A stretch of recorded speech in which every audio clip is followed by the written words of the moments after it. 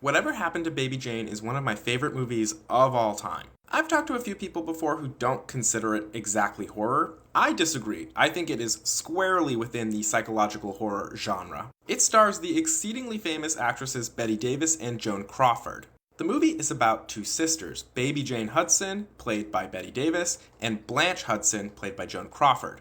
As children, their father used Baby Jane as the headlining act for a vaudeville show, where Baby Jane would sing and she would dance and, in general, just entertain. He marketed the image of Baby Jane as a sweet, young, American child who everybody could adore, and even sold merchandise, most notably the genuine Baby Jane doll. As you can imagine, the pressure and the attention got to Jane's head, and she became something of a brat. Jane was the breadwinner of the family, and the father was really only using her to that end. And he paid less attention to Blanche than he could get away with, only really paying attention to her to yell at her, even if she was in agreement with a decision he made. As they got older, the roles reversed, and Blanche was the one who became a big movie star, so big that she was able to negotiate in her contract that every movie she made, they would make one for Jane as well, all due to a promise she made to her mom that she would take care of Jane. The only problem is nobody liked Jane's movies, including the studio that was producing them. At the time, Blanche and Jane lived together, and one night, when returning from a party,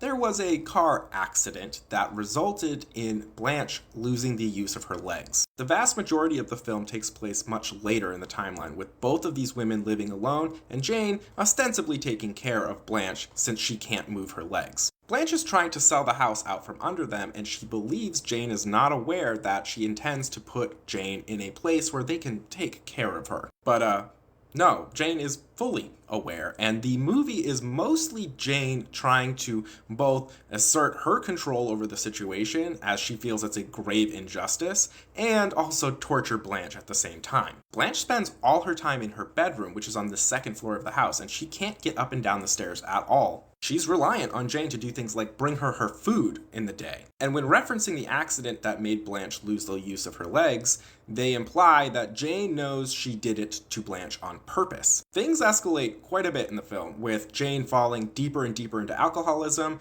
being enraged at random times, doing things like killing Blanche's parakeet and serving it to her as dinner, all building to a really good ending that has an amazing twist that I did not see coming, and many other people probably won't either. This is a story of sisterly resentment that started when they were kids and only got worse and worse. Jane went from the breadwinner of the family to basically someone that was being dragged along by her more successful older sister. She resents Blanche for the success that she's had. She resents Blanche for the fact that she feels guilt over the accident that put Blanche in the wheelchair, and she resents Blanche for doing things like trying to sell the house out from under them, even though she believes that her money that she made as Baby Jane is what paid for that house originally. To her, it's all some sort of sick injustice, and that Blanche is playing into it only feeds her anger more. And it's also clear she never moved past being Baby Jane, doing things like still dressing up and singing the songs that she sang as a young child,